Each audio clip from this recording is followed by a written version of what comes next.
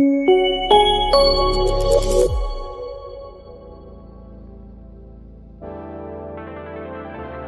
my name is Dr. Carrington Falk, and I just want to put a pin in something real quick. Actually, a few pins, right? We've been talking about embracing change. We're not just talking about embracing change, we're talking about embracing change as an educator.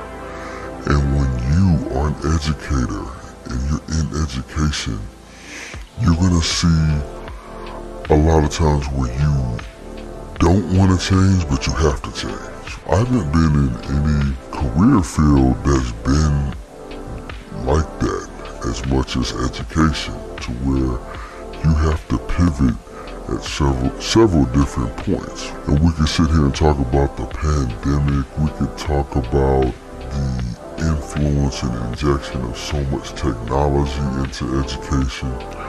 There's a lot of different things that happen. I mean, just look at the things with school shootings, right? That happen in education. A lot of different policies that need to be put into place. It's very important that we're keyed into change, right?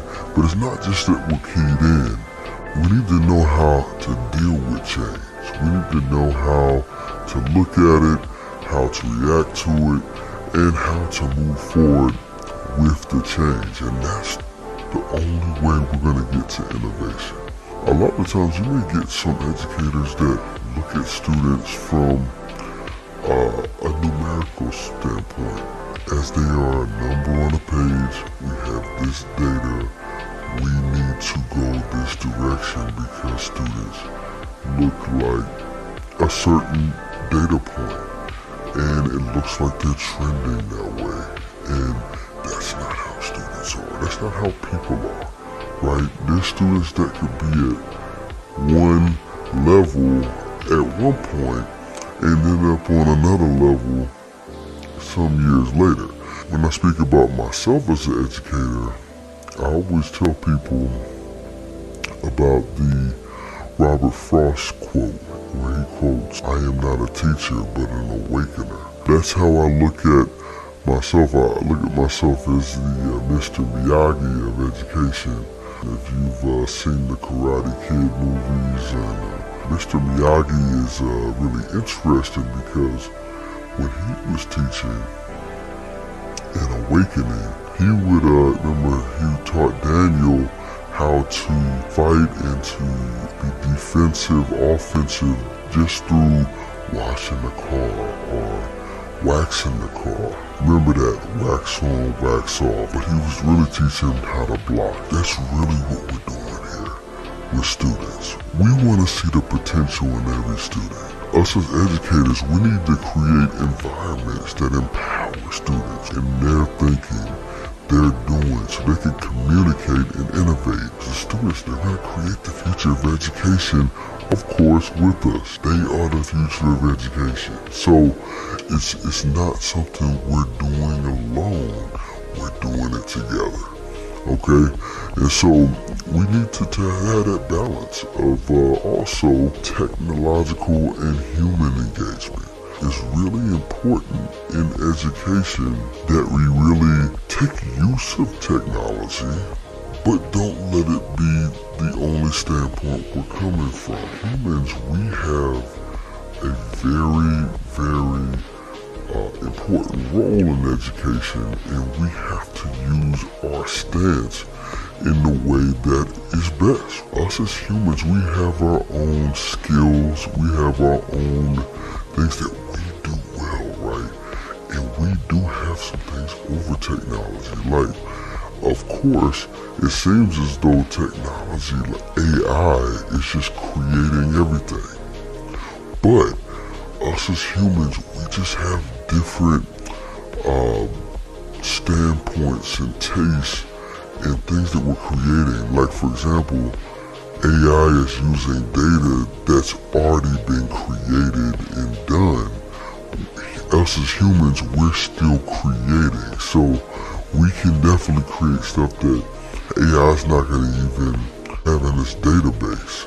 And of course, vice versa, AI is creating things that we've never seen before. And so just to summarize, we need to be inspired as educators and adaptable to what's happening right now, but don't get overrun by the technology and all of the doom and gloom like, hey, teachers' jobs won't be here.